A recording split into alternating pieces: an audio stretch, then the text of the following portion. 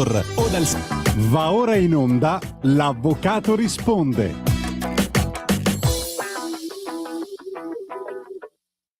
Eccomi, buonasera a tutti teleascoltatori e radioascoltatori da Massimo Leonardi, all'Avvocato risponde. Oggi mi ero ripromesso di andare in studio, ma purtroppo c'è stato un altro intoppo e quindi sono costretto a collegarmi da qua, perché sennò non sarei riuscito a arrivare in tempo. Quindi comunque la trasmissione verrà ovviamente fatta e siamo molto contento di essere con voi. Poi ho una sorpresa, tra poco ci collegheremo con una professionista. Tra poco vi spiegherò esattamente di cosa si tratta questo intervento. È un gradito ospite, è la prima volta che interviene a Radio Libertà. Vi lascio in primis i numeri di telefono per chiamarci in diretta, parlare con me e chiedermi qualsiasi cosa di cui avete necessità di chiarimenti, aspetti legali, dubbi, insomma, tutto quello che può esservi di aiuto. Sono qua apposta e cercherò di rispondervi. 02 9294 7222 per il numero fisso e per intervenire in diretta, oppure con WhatsApp potete mandare i messaggi che poi Natalia dalla regia mi filtrerà, e potete scriverci al 340 670 9659. In ogni caso potete anche vederci e vedermi soprattutto in streaming sui canali di Radio Libertà, quindi andate su Google, schiacciate Radio Libertà e comparirà diretta, schiacciate Radio Libertà diretta, l'avvocato di diretta streaming diretta, e vi comparirà la schermata dove sono in diretta in questo momento, quindi è la modalità anche diretta streaming, oltre che sulle frequenze radio. Insomma, più di così non posso fare per convincervi, scusate, a guardarmi e a intervenire, perché comunque a me fa molto piacere poter rispondere alle domande che fate, perché comunque non c'è mai abbastanza tempo,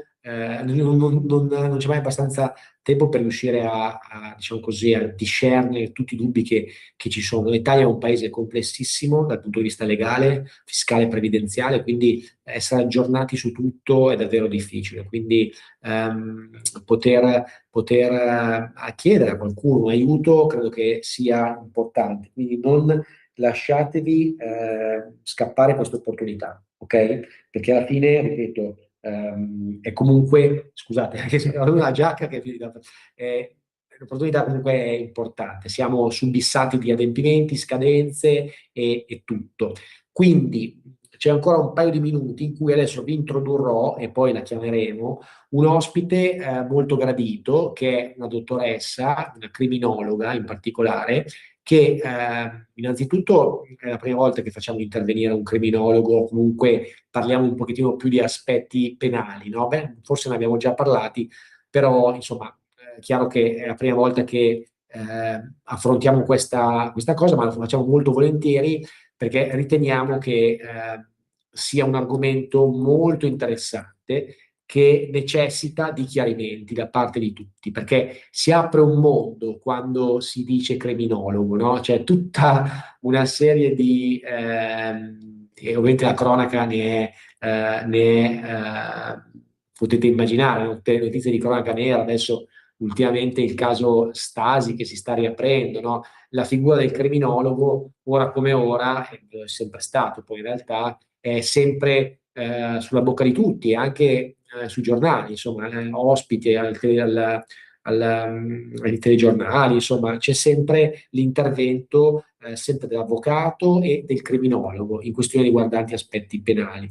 Quindi adesso chiedo a Natalia se può contattare l'ospite e poi la presenteremo e faremo quattro chiacchiere con lei su vari aspetti, sia di natura penale, prettamente penale, ma anche di natura societaria, perché io sono coinvolto molto in aspetti societari, e chiederemo appunto a lei che tipo di attività possono fare anche le aziende per prevenire reati all'interno dell'azienda, perché è fondamentale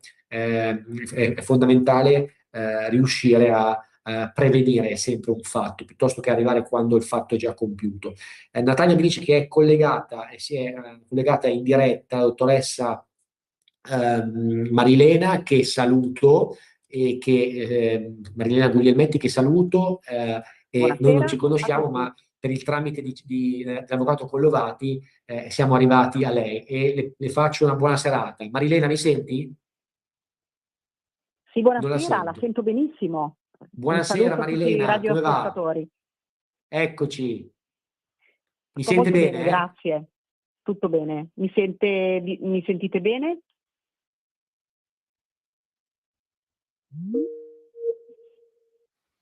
Eccoci. Mi Pronto? senti? Mi senti Sì, sì, Marilena? benissimo, benissimo, grazie. Ecco, guarda, è andata via un attimo il collegamento, ho avuto un problema col collegamento.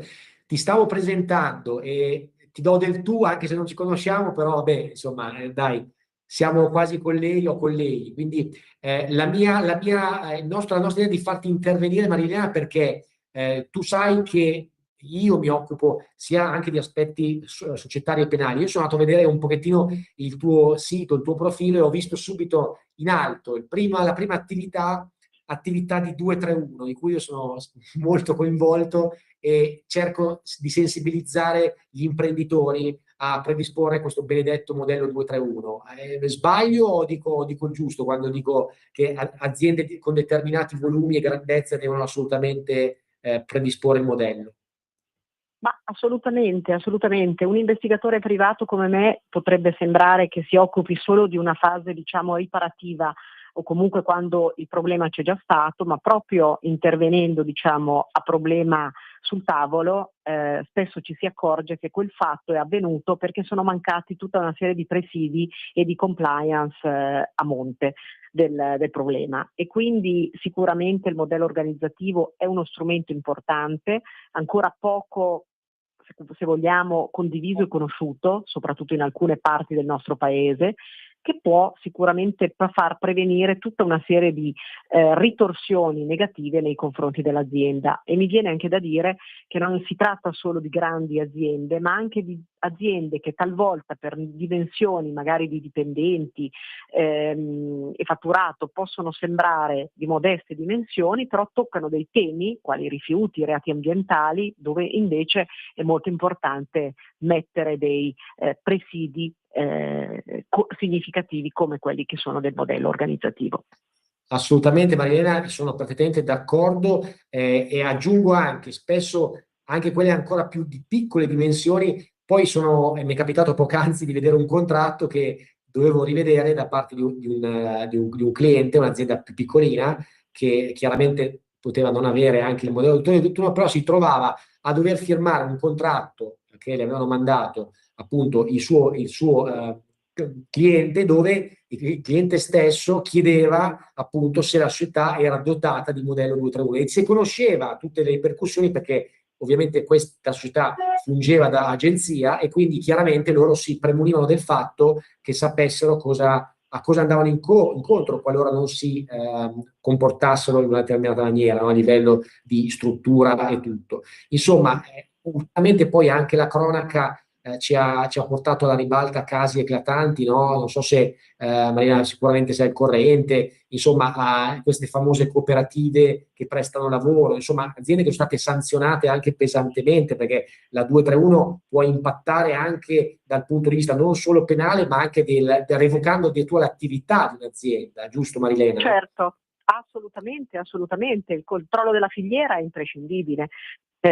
Quindi le terze parti devono comunque essere verificati, c'è una culpa in vigilando da parte chiaramente del datore di lavoro, dell'imprenditore, chi fa impresa ha una responsabilità a tutti gli effetti concreta e Certo, certo. si deve confrontare naturalmente con tutta quella che è diciamo i partner e la filiera appunto e la supply chain è un tema molto molto, insomma, Milano in particolare sicuramente è un fiore all'occhiello della nostra bella Italia rispetto a contestazioni ampie, perché c'è anche una struttura come dire, no, del tribunale, della procura che naturalmente lavora ovviamente con dei team diciamo dedicati, però mi hanno recentemente anche sottoposto l'attenzione che in svariati parti d'Italia comunque iniziano a contestarlo, il modello organizzativo se manca o è impreciso o insomma o è lacunoso,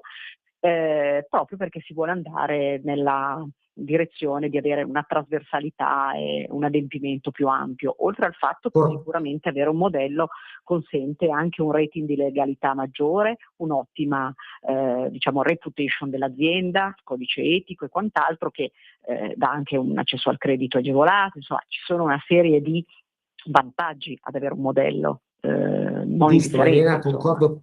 concordo pienamente, e sul tema che hai detto prima, giustamente, non basta avere il modello, deve essere poi applicato alla realtà concreta, perché poi qualche azienda magari tende a voler risparmiare o comunque a cercare di predisporre un modello che non sia effettivamente parametrato, no, alla struttura, e quindi la procura su questo è molto ferrea, e ovviamente non basta avere il modello, bisogna che sia effettivamente pratico e applicato alla realtà, non un mero copia e incolla, perché su quelli personalmente io ne ho visti tante di situazioni in cui il modello sulla carta c'era, però di fatto è come se non c'era, perché tutte diciamo così, i controlli che venivano diciamo così elencati poi pragmaticamente non venivano fatti. Quindi un messaggio a tutti gli ascoltatori: se qualche imprenditore è in linea, non sottovalutate il problema, perché è un problema che è veramente ampio. Ci sono una fattispecie di reati che sono poi continuano a incrementarsi, perché siamo passati dai classici reati tributari a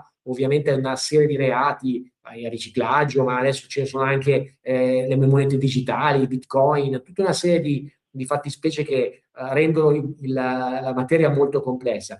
Marina, la tua attività su questo in cosa consiste di fatto? Immagino un'attività di mappatura all'interno dell'azienda fatta con il tuo team, no? Giusto per individuare quali possibili rischi possono Assolutamente, essere ripeto, io effettuati. sono un investigatore privato, sono titolare di licenza rilasciata dalla prefettura e dalla questura di Novara oramai tanti anni fa. Ho la mia società che ha sede a Novara e opero su tutto il territorio italiano.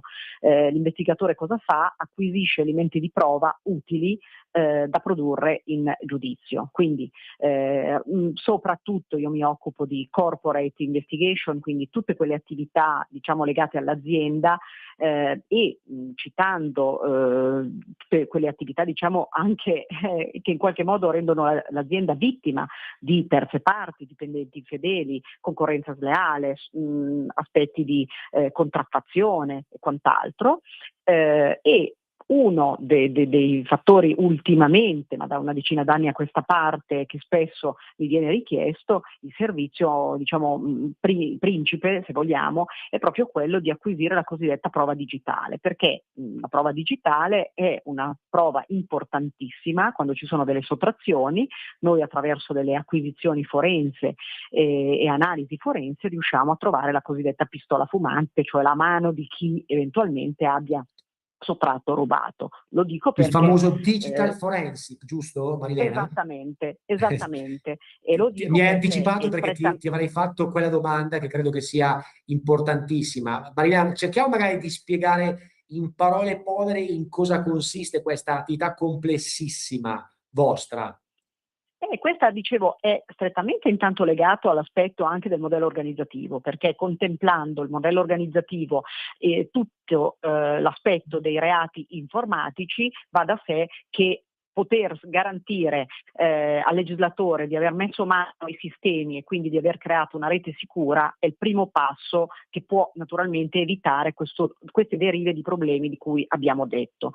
Quindi naturalmente la bontà del modello intanto ci mette e l'efficacia e l'efficienza del modello ci mette nella condizione di avere un'azienda virtuosa da questo punto di vista. E poi, nonostante questo, le cose comunque succedono, ma in quel caso, come ben dite voi avvocati, naturalmente c'è un'inversione dell'onere della prova e quindi diciamo che l'azienda può essere sollevata ovviamente da tutta una serie di sanzioni sia di natura penale che di natura amministrativa, come dicevamo prima.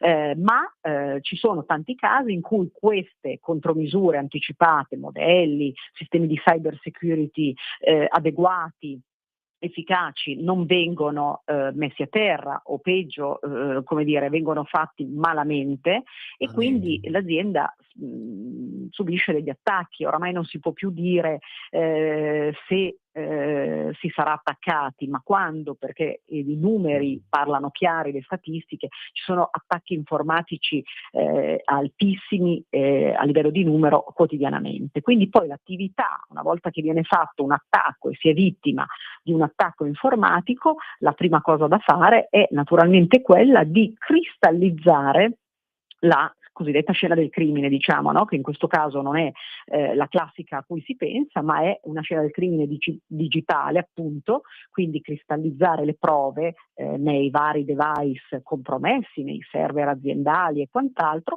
cercando di estrapolare quante più informazioni possibili, utili, in una sorta di catena di custodia, come si suol dire in gergo, ben custodita, scusate il bisticcio di parole, in modo che a ritroso si possano poi fare tutte le considerazioni di chi abbia messo mano o consentito o favorito, diciamo come si voglia preferire, lo specifico attacco informatico. È un attacco informatico di un hacker, di uno sconosciuto? È un'esfiltrazione di dati da parte di un dipendente? È la concorrenza che si mette a portarci, a copiarci fuori delle informazioni? Ecco, l'attività di digital forensic di cui stiamo parlando va proprio a dare delle risposte esaustive a questi quesiti.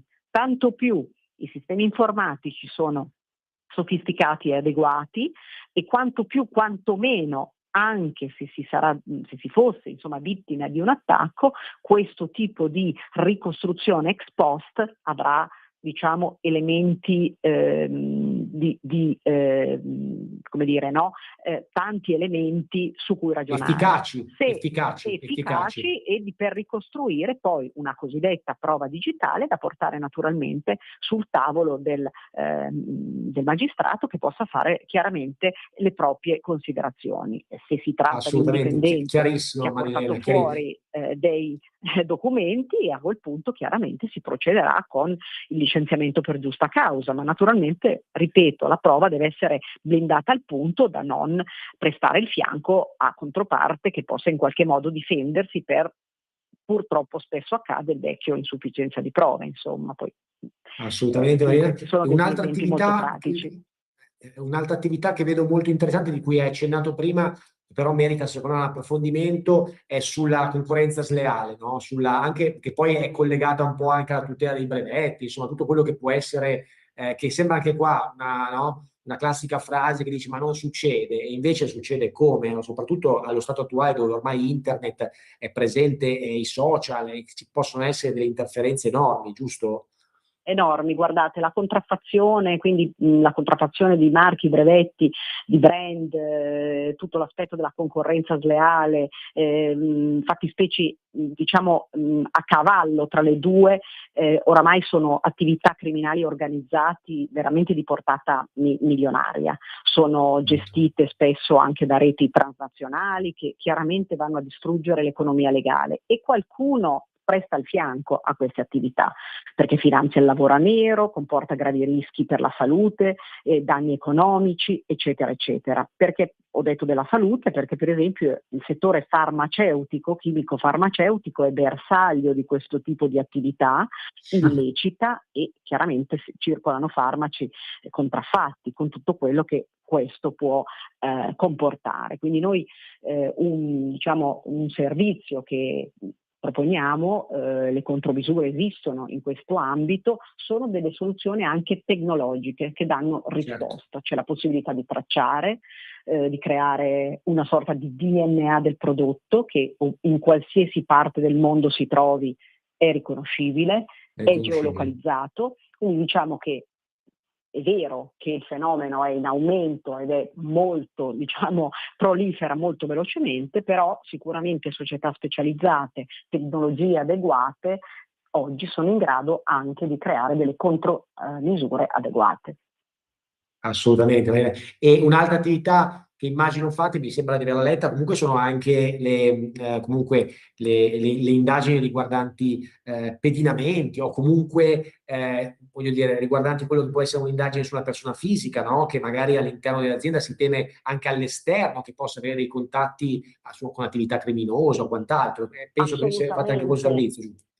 Assolutamente, io ho parlato, forse siamo partiti dai servizi più sofisticati, però il classico pedinamento, quindi Certo. l'osservazione diretta di una situazione è spesso la prova regina. Lo sappiamo, lo ripeto a me stessa naturalmente, che come dire, per quanto si creda facile la mia attività e a volte si sottovaluta anche, l'investigatore non inventa niente, ma accerta dei fatti e li documenta. Quindi noi quando si fa un'attività di pedinamento e davanti, che so io, un dipendente assenteista o in 104 ad esempio, no? O in malattia, un infortunio, naturalmente la prova che fotografa la persona, ipotizziamo che deve stare in assistenza con il padre ammalato, ma si trovasse al mare senza il padre ovviamente, è forse la prova regina in questo caso, ed è la classica fotografia ottenuta attraverso l'osservazione diretta, che per quanto può sembrare intanto di facile recupero, e insomma io ho abbastanza esperienza per dire esattamente il contrario, e due, diventa veramente la prova regina se presa con chiaramente l'orario Giusto.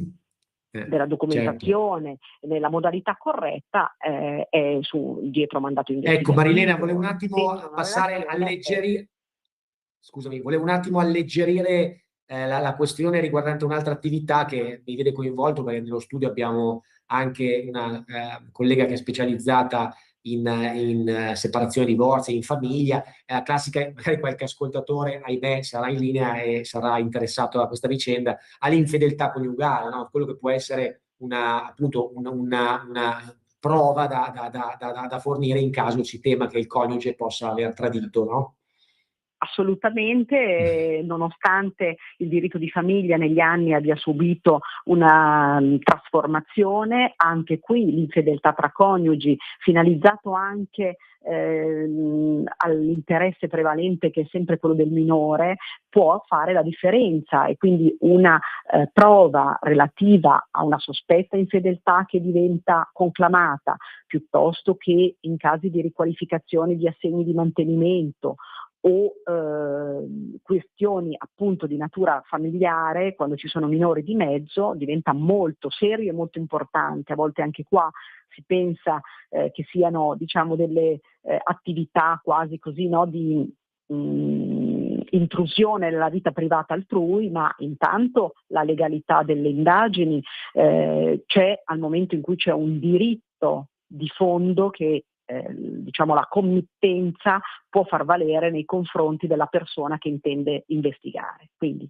da un punto di vista legale, blindata questa situazione attraverso un regolare mandato investigativo, c'è tutto il diritto di andare a fondo a certe situazioni per poi far valere in giudizio la tutela della persona spesso più debole, dei figli spesso minori, che sono in mezzo sicuramente delle situazioni che non hanno scelto loro, e quindi questo è l'aspetto, diciamo, più di diritto di famiglia. Io mi occupo anche molto di rintraccio di persone scomparse, di eredi. Addirittura, vedi, anche questa è un'attività molto, molto insomma, rilevante, credo, no? Quando si apre una successione, lo dico ai signori notai magari in ascolto, spesso e volentieri si aprono delle diatribe pazzesche perché manca sempre qualcuno, e allora l'investigatore può, attraverso strumenti anche veloci, diciamo, perché abbiamo chiaramente delle corsie preferenziali con le pubbliche amministrazioni, ottenere delle informazioni utili per ritrovare delle persone senza le quali magari non si può andare avanti nella successione, per esempio. Ottimo. Quindi, insomma, ottimo. Avete visto, sono molto contento di aver fatto questo intervento.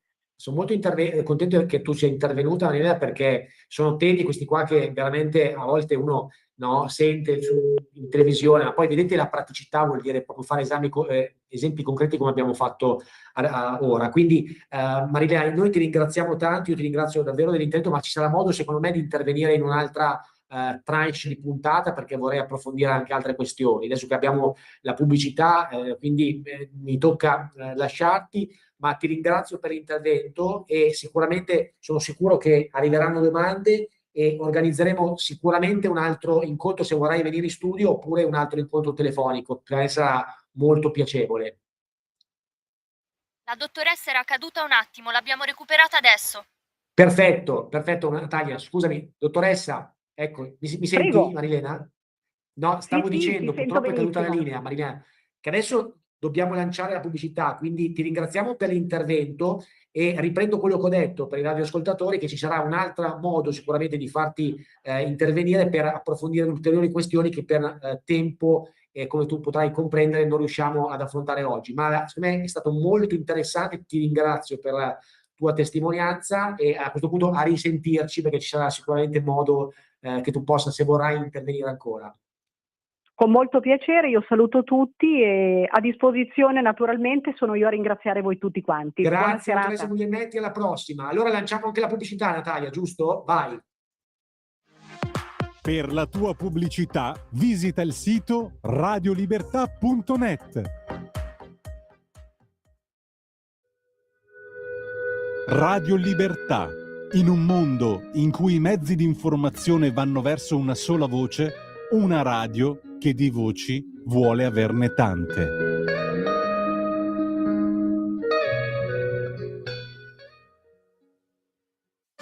Un nuovo modo per sostenere la tua radio. Visita radiolibertà.net. Ti basta un click e potrai versare il tuo contributo volontario direttamente online. Potrai donare con ogni tipo di carta di credito, anche prepagata. Ti aspettiamo online Su radiolibertà.net. Sostieni la tua radio con il tuo contributo volontario. Radio Libertà. La tua radio. Diamo voce alla nostra gente.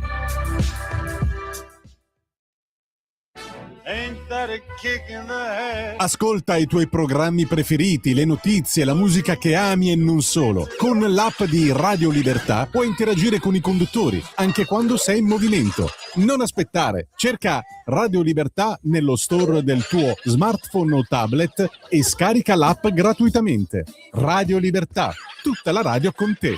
Scopri di più su radiolibertà.net. Semplicemente la tua radio. Stai ascoltando Radio Libertà. la tua voce libera, senza filtri né censura. La tua radio.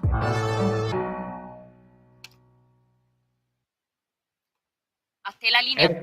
Eccoci Natalia, siamo ritornati da un piccolo break che io sinceramente adesso sono riposato perché ha parlato più la dottoressa, quindi che è intervenuta, se ve la siete persa, siete persi l'intervento, male per voi perché abbiamo parlato di cose interessantissime che a me piacciono tra l'altro anche tanto, perché professionalmente non faccio prettamente il penalista, però mi occupo tanto di aspetti societari riguardanti anche appunto la 231, forensica, attività di forensi, comunque attività investigative legate all'interno di aziende, quindi un intervento veramente di spessore, insomma. E quindi insomma sono molto contento che è intervenuta, insomma, secondo me.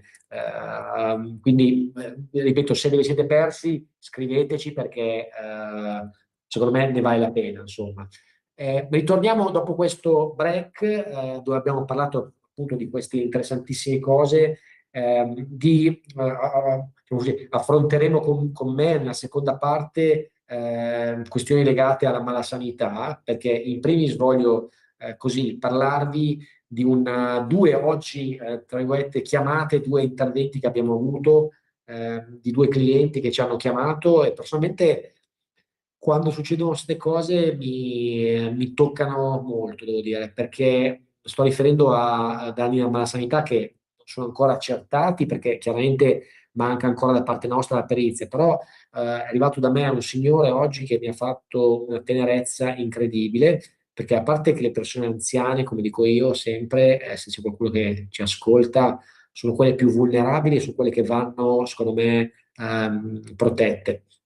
perché comunque alla fine quando davanti hai un cliente che magari è anziano, che ha subito dei danni così evidenti come è il caso di oggi, è dura riuscire a non, tra virgolette, non commuoversi, ma comunque essere scossi da queste vicende, perché la professione che facciamo richiede anche un contatto diretto con le persone e ci raccontano storie che sono a volte anche brutte da dover sentire, e quindi bisogna a volte, come in questo caso, sentire dei danni che erano stati fatti a queste signore, che sono stati fatti a questo signore, e quindi il messaggio che voglio dare a tutti i teleascoltatori e radioascoltatori è quello di quando scegliete anche di fare determinati interventi chirurgici ai denti, insomma, anche plastica, no? Interventi di estetica, non fidatevi del primo che capita, non fidatevi del primo annuncio che trovate su internet dove vi promettono cose mirabolanti o di avere un sorriso a 12 denti, a 20 denti, quando in realtà nessuno ha la bacchetta magica. Approfondite il professionista, che è la struttura che è, perché poi ci sono poi delle conseguenze molto gravi. Quindi fate le cose con calma e non affidatevi, seppure ovviamente internet e noi siamo presenti su internet, io sono presente su internet con pubblicità e tutto, però insomma contattate la persona, andate da lei prima, conoscetelo, capite se vale la pena fidarsi. Ok? L'aspetto della fiducia è il primo aspetto fondamentale che deve essere, secondo me, rispettato in qualsiasi tipo di accordo di professione. Se non avete fiducia nei confronti di un professionista, non affidatevi a lui, che sia un avvocato, che sia un medico, che sia un architetto, di qualsiasi specie, un criminologo. La fiducia è il primo aspetto che dovete guardare se appunto affidarvi in tutti i sensi a questo professionista, se farvi operare, se farvi assistere dal punto di vista legale. Se manca quello e sentite che qualcosa non va, andate da un altro e cambiate. Perché parlando di danni alla malasanità, ultimamente, proprio per l'avvento non lo dico io, ma lo dicono i fatti di cronaca, tantissimi problemi anche riguardanti operazioni mal riuscite dal punto di vista estetico, ragazze giovani che si sono fatte così infatuare da questi annunci che promettevano cambi del sorriso, cambi estetici, insomma, sono interventi delicatissimi che, se non vengono posti in essere da una struttura, da un medico con una grandissima esperienza, potrebbero rovinarvi tutta la vita. E quindi sono cose molto delicate che non possono essere trattate con superficialità. Quindi se c'è qualcuno in diretta o comunque qualcuno che ha subito un danno da mala sanità, dovete sapere che innanzitutto c'è un lasso di tempo molto ampio per intervenire, il fatidico canone dei 10 anni, no, di prescrizione. Quindi avete la possibilità di, anche a distanza di anni, non lasciare cadere nulla. Mi dispiace perché quando a volte sento, e anche la persona che abbiamo ricevuto la seconda dice: avvocato, ma sono passati tanto tempo, ormai non ho più voglia. Ma perché non avete più voglia? Se avete subito un danno, avete subito una sofferenza, non dovete desistere, non dovete demordere, perché comunque la verità è giusto, e soprattutto è giusto che voi veniate, diciamo così, riconosciuti con un danno che avete subito. Dal punto di vista, sto parlando monetario, perché quindi, cioè, ripeto, se qualcuno ha sbagliato qualcosa in generale, io non sono, si chiama il forcaiolo, no? Quello che è, tra virgolette, classico, che colpevolizza tutti. Anzi, la mia professione mi porta a non colpevolizzare nessuno prima che ci siano degli elementi di prova che appunto lo caratterizzano colpevole. Però allo stesso punto, da questo punto di vista, cioè, mi viene da dire che dovete usare la massima attenzione, perché noi ne stiamo vedendo di tutti i colori, sia dal punto di vista medico, ma anche dal punto di vista professionale. Tanta superficialità, poca professionalità, compensi alti, magari fatture non fatte, cioè delle situazioni di grande difficoltà in tutti i sensi. Poi intervenire dopo non è mai facile, ok? Perché noi ovviamente in casi di malasanità per forza che si deve intervenire dopo perché il danno è stato fatto, ma in altre situazioni quello del malasanità meno, perché anche se il danno è stato fatto in qualche maniera si può recuperare con questo accordo che si può trovare con la casa di cura, se vi ha operato sull'ospedale, in caso è successo un errore medico, si può transare, no? Si può transare con una trattativa, tra virgolette, che può soddisfare le parti. Però dal punto di vista, tra virgolette, ovviamente nostro, prettamente legale, spesse volte su altre fattispecie interveniamo dopo. Quando il danno è già fatto diventa più difficile. Ok, quindi è meglio prevenire, come ha detto prima la dottoressa, giustamente, è meglio prevenire prima che un fatto accada. Se avete un'azienda e avete il timore che all'interno dell'azienda ci siano cose che non vanno, fatevi aiutare attraverso indagini forensic, digitali, cioè non aspettate, non dite ma no, non succede niente, perché pensare così è sbagliato, perché voglio dire, pensare che, tra virgolette, non succede niente all'interno di una struttura aziendale con magari 10-15 dipendenti, ma anche se ce ne sono di meno, non va bene, perché l'investimento che fate è un investimento sul futuro vostro, non solo personale, ma aziendale. Quindi l'idea di regolarizzare queste cose è una cosa importantissima perché vi fa dormire sonni tranquilli. Dovete sapere che in Italia, rispetto ad altri paesi, io sapete che l'ho detto forse, ho aperto un'attività negli Stati Uniti, una società in Florida, quindi sono ormai su due mercati, no, presente, sia quello americano che quello italiano.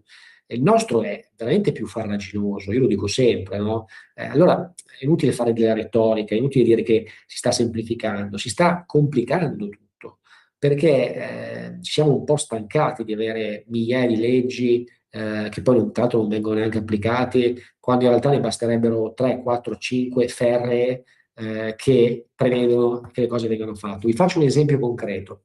Gli Stati Uniti, in particolare la Florida, ha un regime di tassazione quasi da privilegiato, ma veramente, perché ha una tassazione prossima allo zero sui redditi prodotti dalle società. Quindi dà un respiro enorme agli imprenditori, perché di fatto non chiede tasse. Sembra inimmaginabile, ma è la realtà dei fatti, con una qualità enorme che offre. Come fa? È molto semplice, lo fa con questa teoria, ma anche pratica, che funziona. Dando più potere d'acquisto agli imprenditori, i consumi aumentano i volumi anche interni produttivi. È normale, se a un imprenditore detassi l'utile, lui investirà quasi al 99,9% dei quattrini che ha risparmiato nell'azienda e assumerà, si ingrandirà. Questo è il meccanismo che non è solo teorico, ma è pratico, che hanno reso gli Stati Uniti il più grande paese del mondo, con questa mentalità di dare respiro per produrre ricchezza e non penalizzare chi fa ricchezza. E da questo punto di vista però hanno poche regole ma sono fair. Pensate che in Florida, in particolare perché sapete che ogni Stato ha la sua legislazione, perché è uno Stato federale, gli Stati Uniti è una federazione di Stati federali, il Stato di Florida se non trasmette la dichiarazione dei redditi, che è una dichiarazione molto semplice, al contrario nostro, che sono 20 pagine di robe senza senso, là è due pagine, due paginette, ci sono $25.000 di multa se non la mandi via la dichiarazione.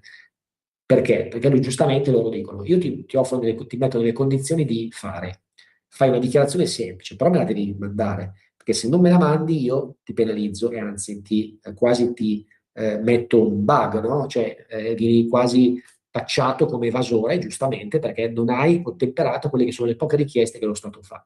Contrariamente, noi siamo l'opposto. Abbiamo un sistema fiscale di oppressione e quindi molti imprenditori, quasi anche obbligati, non pagano perché non hanno i soldi e quindi scattano poi delle misure restrittive e pignoramenti che sono diventati allucinanti e assurdi.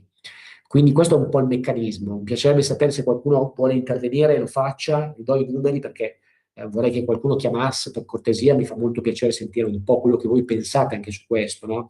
Su uno Stato così che sta passando, che sta riempiendoci di adempimenti, insomma, che credo che debbano essere in qualche maniera rese più semplici, non si può più andare avanti così. 029294 7222 per intervenire in diretta e parlare con me, chiedermi e fare anche una considerazione su quello che ho detto, perché io credo molto in un sistema liberale, credo molto che un sistema liberale che permette a un imprenditore di fare e produrre ricchezza consenta a tutti noi di stare meglio, ai dipendenti di essere pagati meglio, perché chiaramente i salari non crescono, secondo me, anche per questa ragione.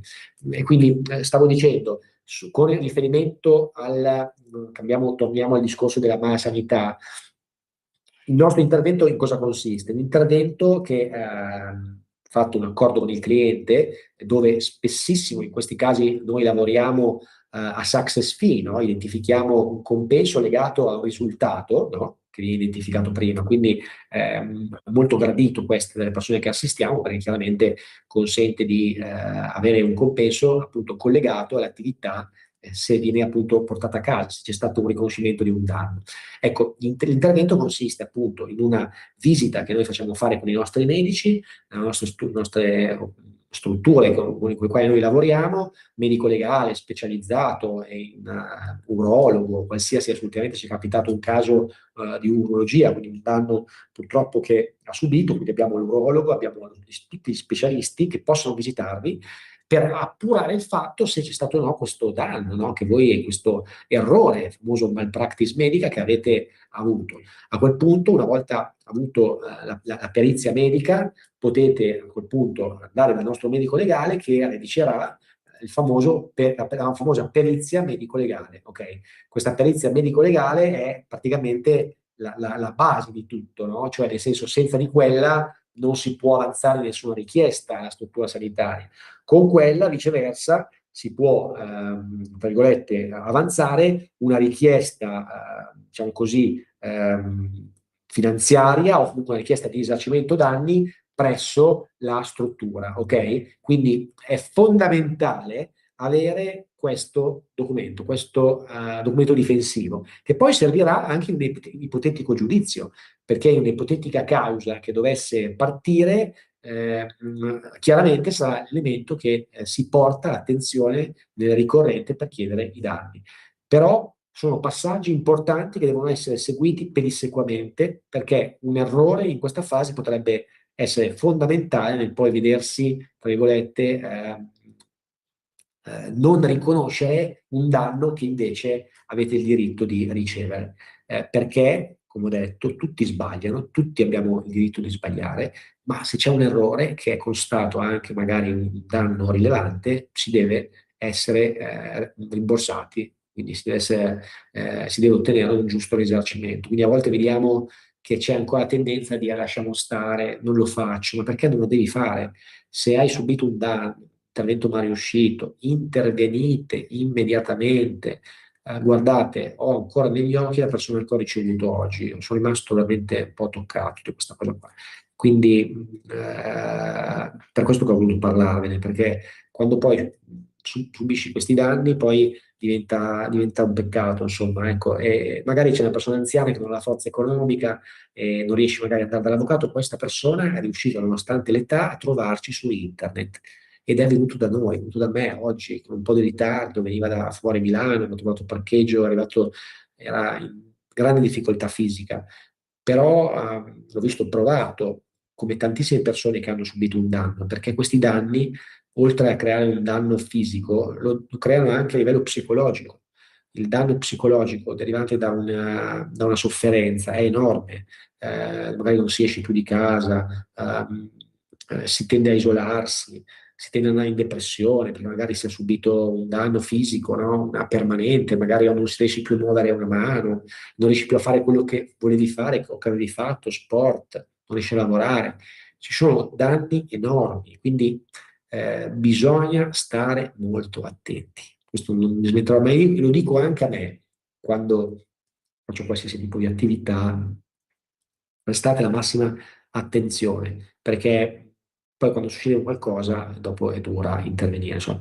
Nell'ultima parte, abbiamo ancora 10 minuti, diamo ancora il numero di telefono se qualcuno volesse intervenire, 029294 6222, dai, almeno una telefonata la vorrei tanto avere per avere un po' il termometro della situazione, perché a me piace avere anche quello, no? Sapere cosa la gente pensa, perché è la prima cosa, se le cose funzionano o no, è sapere che tipo di impressione ha la gente sull'economia, sulle leggi italiane, su quello che abbiamo in Italia. Quindi nella seconda parte di questi 10 minuti vi voglio invece parlare dell'altro aspetto, il nostro cavallo di battaglia, che ultimamente anche quello sta vivendo un momento di grande richiesta, di grande problematica, che è l'INPS. Non abbiamo l'avvocato Collovati, diciamo così, in diretta, che è lei che è più specializzata, e quindi mi dispiace, però comunque lei diciamo così, è specializzata in quelli che sono i problemi LIMS. Io lo sono anche perché chiaramente svolgiamo un'attività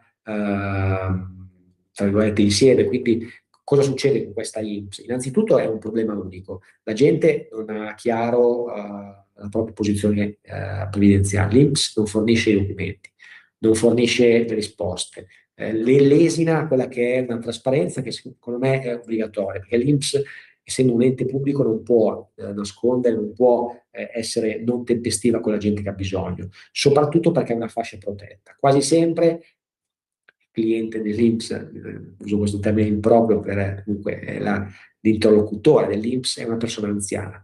Quindi queste persone anziane di cui ho parlato prima sono persone fragili che devono essere aiutate. Le persone devono essere aiutate, le persone anziane, non si può chiudere la porta, non si può non farsi trovare alle delle mail, non rispondere, si dotino di strutture che rispondono alle persone. C'è l'intelligenza artificiale, c'è tutto, non ci sono più scuse, non devi mettere l'operatore ormai lì, tutto con l'intelligenza artificiale, queste prime richieste. Devono investire, devono trovare un modo per stare dietro alla gente che ha bisogno, pensioni e richieste che non vengono evase, invalidità che non vengono riconosciute, calcoli che non vengono dati, rimborsi che non vengono eseguiti, spesso, non sto dicendo sempre, perché recentemente noi abbiamo avuto un caso veramente clamoroso di cui abbiamo vinto una causa, un rimborso di 100 e passa mila euro che il cliente ha avuto dall'INPS, e l'INPS in questo caso non ha appellato e ha pagato, devo dire, molto velocemente, però siamo dovuti arrivare in causa.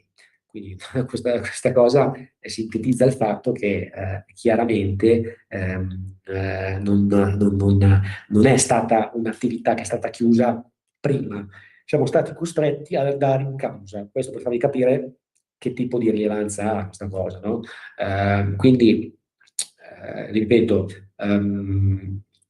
bisogna anche in questo caso farsi assistere, perché l'aspetto previdenziale, la branca del diritto previdenziale, che è una sottobranca del diritto del lavoro, tant'è che le cause di diritto previdenziale si incardinano presso il Tribunale del Lavoro, è una materia complessissima. Io sono avvocato e commercialista, vi posso dire che la materia è complessissima dal punto di vista tecnico, perché riuscire a interpretare le trattenute, la legge 335, l'incumulabilità, l'indebito previdenziale, è complessissimo. Quindi, ripeto, ribadisco, l'attività è un'attività prettamente tecnica che non può essere affrontata da una persona che non è specializzata. Noi siamo specializzati, possiamo dire forse gli unici, con grande orgoglio lo dico, uno dei pochi studi di Milano che siamo prettamente specializzati in questi tipi di ricorsi, di attività previdenziali. Perché? Perché la materia deve essere maneggiata con grande, diciamo così, elasticità e destrezza, non si può così improvvisarsi, no? Poi il discorso di prima, abbiamo avuto l'ospite dal criminologo, non è che io posso fare delle attività investigative o fare attività di forensic se non ho una base solida, tra virgolette, all'interno della mia struttura, delle mie attività professionali su quelle che sono queste attività. Non si scherza, bisogna avere rispetto delle attività e delle competenze, quindi muoversi secondo questi canoni. Troverete lo specialista giusto in qualsiasi settore. Non andate dal tuttologo, andate da chi è specializzato in quella cosa, ok? Perché non è più come 20-30 anni fa, ormai le norme sono complicate, ci sono 1000 sfaccettature, quindi è importante che andate da un professionista che sappia quella cosa. Io per esempio, sui brevetti, tutte le opere dell'ingegno, insomma, non è la mia materia, vi consiglierei di andare da uno che fa quello. Quindi, ripeto, molta attenzione a queste cose, perché alla fine poi anche in questo caso possono nascere i problemi, se vi fidate magari di qualcuno che non ha una grande specializzazione. E soprattutto, l'ultimo concetto che voglio dare a tutti voi, intanto sto guardando la temperatura, c'è un 35 gradi ancora adesso, io sono chiuso in questo momento nel mio studio e ho l'aria condizionata, infatti sto benissimo, un freschino pazzesco, bellissimo, e devo dire che l'aria condizionata in questi casi è spettacolare, quindi devo dire che, scusate questa parentesi, ma veramente c'è un caldo, però insomma io dico, non ci lamentiamo. Ecco, tornando invece al discorso di prima, in molti casi stiamo vedendo anche di pianificazioni di natura fiscale che non vengono trattate bene, cioè si parte con la costruzione di una società, si parte in quarta senza aver fatto la pianificazione. Sentivo l'altro giorno un collega, ed aveva ragione alla radio, una cosa è fare il commercialista e una cosa è fare la pianificazione fiscale, perché fare la pianificazione fiscale non è la stessa cosa, eh. La pianificazione fiscale presuppone un'attività preventiva rispetto a quella che è la parte fiscale. La parte fiscale è la parte di compliance, fare pagamenti al 24, ma bisogna pianificare prima. L'imprenditore ha bisogno prima di sapere quanto pagherà, la struttura fiscale corretta, come incardinarla, che soci metta, il consiglio d'amministrazione, il TFM, il trattamento di fine mandato, i compensi, come vengono regolati, i buoni, tutto il welfare aziendale. E poi uno viene a dire pago molte tasse, probabilmente perché non è stata fatta una buona pianificazione fiscale. Una buona pianificazione fiscale vi consente di ridurre il carico fiscale, non di eliminarlo, perché chiaramente siamo in Italia e l'IRES è al 24% e gli scaglioni di reddito sono elevatissimi, però si può attraverso un'applicazione molto rigorosa delle norme abbassare il carico fiscale, usufruire di tutte quelle agevolazioni che spesso invece l'imprenditore non fa. Per esempio l'utilizzo del marchio, per esempio il TFM, per esempio l'attività del socio all'interno della società, l'attività legata ai benefit dei dipendenti, welfare, che possono essere scaricati, quindi i fini IRAP non sono rilevanti, tutta una serie di considerazioni che devono essere affrontate bilancio alla mano e piano dei conti alla mano dell'azienda. Si fa un'analisi conto su conto e si vede come vengono contabilizzate determinate poste in bilancio per capire cosa può essere la svolta, no? Un imprenditore per fare passare queste maledette tasse, perché ovviamente è un argomento che nessuno tanto vuole trattare, che sta qua a tutti. Paghiamo troppe tasse. Cerchiamo di pianificare bene almeno le attività preliminari, così da ridurre il carico fiscale e dare allo Stato quello che è giusto, non diciamo di più, e non approfittando le poche agevolazioni che abbiamo in Italia. Questo è un po' il messaggio che voglio dare a tutti i radioascoltatori. Altra cosa importante, vi voglio dire il programma da qua fino a fine anno, voglio dire, non fine anno, ma a fine estate, no? Io ho dato la mia disponibilità e vado avanti a fare il programma con molto piacere. Andremo avanti sicuramente tutto luglio e prenderemo magari una pausa nelle settimane centrali di agosto, però poi ci collegheremo, magari mi collegherò anche dall'estero, sono all'estero, insomma cercheremo di stare con voi sempre durante anche il periodo estivo, perché magari può essere di compagnia il programma. C'è Natalia che vedo che mi sta scrivendo, perché tra poco, in 2 minuti chiudiamo, esatto, che mi ha scritto, stavo aspettando un messaggio, e quindi 2 minuti di orologio e poi chiudiamo, quindi 2 minuti di orologio lo faccio partire adesso. Quindi ripeto, è anche un modo per ascoltarci, non so, le telefonate non arrivano, ma siamo sicuri che la gente ascolta e ci sente, insomma.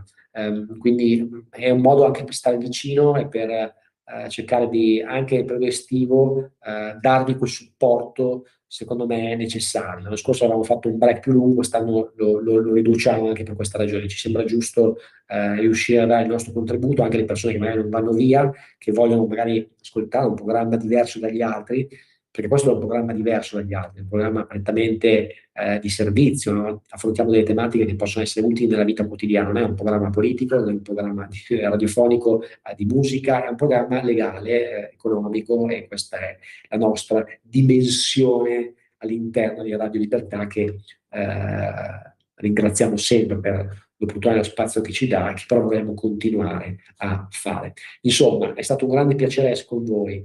Io non mollo, non molliamo, siamo qua, sono intervenuto, è intervenuta la dottoressa Guglielmetti, che la faremo intervenire un'altra volta. La Creminola, abbiamo parlato di INPS, di aspetti fiscali, societari, danni da mala serenità, aspetti penali, insomma, anche aspetti coniugali legati alla crisi. Più di così non so quale altro programma è in grado di offrirvi così tante fattispecie da affrontare.